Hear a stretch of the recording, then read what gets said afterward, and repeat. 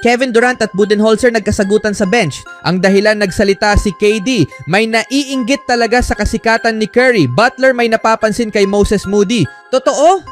Matapos mag-init ang laro ni Luka Doncic ng Los Angeles Lakers, muling nagkasagutan ng All-Star ng Phoenix Suns na si Kevin Durant at ang kanyang head coach na si Mike Budenholzer. Matapos ang mainit na palitan ng salita sa kanilang 119-117 win. Laban sa Los Angeles Clippers nung nakaraang linggo, muling nagkaroon ng sagutan sina Durant at Budenholzer sa isang timeout sa ikalawang quarter ng laban kontra sa Los Angeles Lakers nitong Lunes. Habang nagsasalita si Budenholzer sa kanyang team, tila sumigaw si Durant sa kanyang coach at matigas na tumayo kahit patuloy pa itong nagsasalita. Kalaunan, sinabi ni Durant na mas gumanda na ang kanilang relasyon at hindi ito malaking issue. Malalaman natin kung ano ang sasabihin ng dalawa matapos ang laban noong Lunes. Sa kabila ng pagkatalo ng Suns sa Lakers, muntik nang makapagtala ng triple-double si Doncic matapos magtapos na may 33 puntos, 11 rebound at 8 assists. Sa pagkawala ni All-Star LeBron James, pinasan ni Doncic ang koponan, nanguna sa lahat ng scorers sa laro, habang nag-ambag naman si Austin Reeves ng 28 puntos mula sa 10 of 21 shooting with 4 of 10 from the 3-point line. Nagkaroon naman ng mahinang shooting night si Kevin Durant, nagtapos na may 21 punto mula sa 6 of 17 shooting. Nagtala si Devin Booker ng double-double na may 19 na puntos at 11 assists. Si Ryan Dunn ay may 13 puntos at 3 steals, habang nagdagdag si Nick Richards ng 11 punto at 6 na rebounds. Matapos ang dalawang sunod na talo sa Memphis Grizzlies at Houston Rockets, bumawi ang Suns sa isang panalo laban sa Sacramento Kings, kung saan buhay pa rin ang playoff hopes ng team sa pangunguna ni Tyus Jones. Gayunpaman, hindi magandang senyales para sa Suns ang muling pagkakaroon ng tensyon sa pagitan ni Durant at Budenholzer. Matapos ang laro, si Kevin Durant ay nagbigay ng pahayag tungkol sa kanyang argumento kay Mike Budenholzer. Sinabi ng All-Star ng Suns na si Kevin Durant na siya at ang kanyang head coach na si Mike Budenholzer ay nagkaroon lamang ng isang mainit na diskusyon. Para sa kanya, ito ay patunay kung gaano kadedikado ang kanilang coach sa pagpapabuti ng kampanya ng Suns sa season na ito. Kung pareho kaming walang pakialam, hindi kami magkakaroon ng ganitong mga pag-uusap, ani Durant. Makikita natin kung paano sila tutugon sa pagkatalo nila ngayong araw. Anong masasabi niyo mga kaibigan sa nangyayari ngayon kay Kevin Durant? Sa ibang balita naman, ginawa ni Stephen Curry na maging moderno ang laro, marahil masyadong moderno. Pinalawak niya ang court, hinatak ang mga defenders sa walang kasiguraduhang espasyo at ginawang karaniwan ang mga dating imposibleng tira. Binago niya ang basketball. Hindi lang kung paano ito nilalaro kundi pati kung paano ito nauunawaan. At hindi lahat ay masaya tungkol dito. Ang ilan sa pagkadismaya ng iba ay nagmumula sa kung gaano niya ito ginagawang mukhang madali. Maliit na pangangatawan, mukhang bata, walang halatang pisikal na lakas. Subalit kaya niyang sirain ang depensa gamit lang ang isang mabilis na bitaw ng bola. Ang inggit ay madalas na nakikita bilang isa sa mga dahilan ng pagkamuhi na natatanggap niya. Si Andre Iguodala ang isa sa mga pinaka-nakakaalam nito.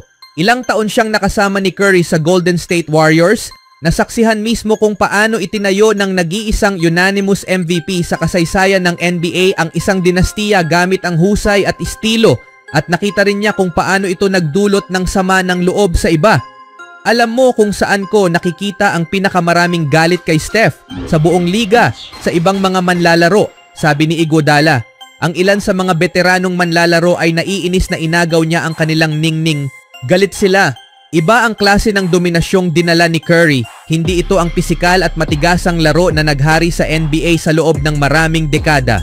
Hindi siya tulad ni Shaquille O'Neal na dinudurog ang mga defenders.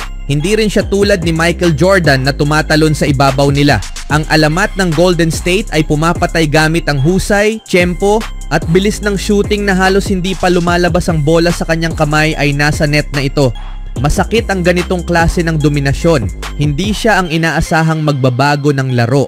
Mas pinili siyang maliitin, masyadong payat, masyadong mahina, masyadong marupok. Kahit nagmula sa isang pamilya ng basketballista, ang kanyang ama na si Del Curry ay isa ring kilalang sharpshooter, hindi siya pinansin. Tinanggihan siya ng malalaking D1 na programa, masyadong maliit daw, masyadong mahina, masyadong madaling pigilan. Tama sila sa kanyang pangangatawan. Pero nakalimutan nila ang kanyang talento. Nakalimutan nila ang kanyang pagsisikap. Natutunan ni Curry kung paano gawing sandata ang kanyang kahinaan, ginawang advantage ang kanyang maliit na pangangatawan. Alam niyang hindi siya makikipagbakbakan sa ilalim ng ring, kaya bumuo siya ng laro na hindi kailangang pumasok sa shaded lane. Hinila niya ang mga defenders hanggang 30 talampakan mula sa basket at pinaghahabol sila ng anino. Ang pangingibabaw sa sharpshooting at nagtagumpay siya. Tinira ni Curry ang kanyang pangalan sa kasaysayan at isinama niya ang Warriors sa kanyang pag-angat. 4 na kampyonato, 2 MVP, isa rito unanimous. Ginawa niyang mukhang normal ang mga dating imposibleng shots. Marahil ito ang dahilan kung bakit naiirita ang iba. Binago niya ang laro. Ang kanyang shooting range ay nagpatibuwal sa depensa. Pinilit ang malalaking manlalaro na dumepensa sa mga lugar kung saan hindi sila sanay. Ginawa niyang pinakamahalagang shooting sa basketball ang 3-pointer. Ngayon, bawat bata sa Amerika ay nag-e-ensayo ng logo threes dahil pinaniwala sila ni Curry na posible ito. Kaya nananatili ang sama ng loob. Nakikita ng mga veteranong manlalaro na unti-unting nawawala ang dating estilo ng laro. Ang pisikal na banggaan, ang mid-range battles, ang post-ups, unti-unting naglalaho sa background, gusto man nila o hindi. Ang estilo ni Curry ang bagong template ng laro at hindi lahat ay natutuwa rito. Anong masasabi nyo dito mga kaibigan? Sa sumunod naman, noong linggo ng araw, muling nakakuha ng panalong may pahayag ang Golden State Warriors matapos talunin ang New York Knicks. Bagamat umagaw ng atensyon ang pang-aasar ni Draymond Green kay Karl Anthony Towns gamit ang signature night-night celebration ni Stephen Curry, ang panalo ay lalong nag-angat sa Dubs sa standings. Iniluklok sila sa pang-anim na pwesto sa Western Conference. Pinangunahan ng 28 puntos ni Stephen Curry ang Warriors. Patuloy na nagpapakita ng mga opensa na hindi pa nakikita sa kasaysayan ng liga. Ngunit pagkatapos ng laro, naglaan ng oras si Jimmy Butler upang purihin ang isang hindi gaanong napapansin ngunit mahalagang manlalaro. Nag-ambag si Moses Moody ng 18 puntos at 2 steals sa laro at naipasok ang kalahati ng kanyang mga shooting mula sa 3-point line. Isa siya sa pinaka-consistenteng two-way players ng Warriors ngayong season at palaging handang umangat sa mga kinakailangang sandali.